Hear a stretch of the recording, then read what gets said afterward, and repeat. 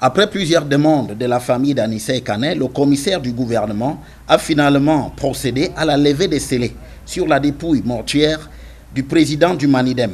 Nous avons reçu la correspondance du commissaire du gouvernement qui nous informait de ce que les gendarmes, ses collaborateurs du service central de recherche judiciaire, avaient reçu pour mission d'effectuer la main levée des scellés.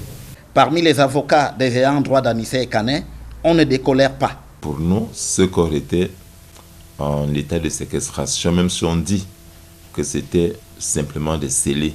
Il ne faisait l'œuvre d'aucune contestation. La famille était prête à récupérer le corps dès le jour même de son décès.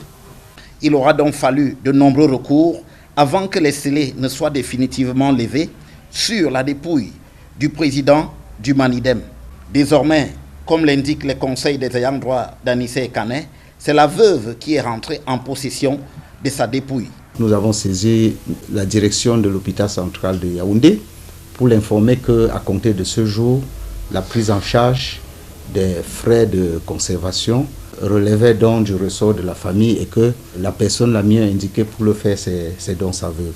Il restera alors la question des résultats de l'autopsie pratiquée qui ne sont pas connus jusqu'ici. Il nous a été annoncé par monsieur le commissaire du gouvernement que dans les jours qui viennent, nous pourrons être en mesure d'avoir ce rapport d'autopsie et la famille seule pourra décider si ou non ce rapport sera rendu public parce qu'il s'agit là quand même du secret médical.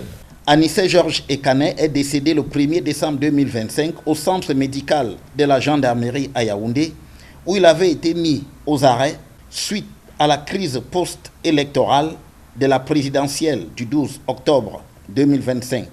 Sa dépouille avait été mise sous scellé à l'hôpital central de Yaoundé dans le cadre d'une autopsie pratiquée par les autorités pour déterminer les causes de sa mort.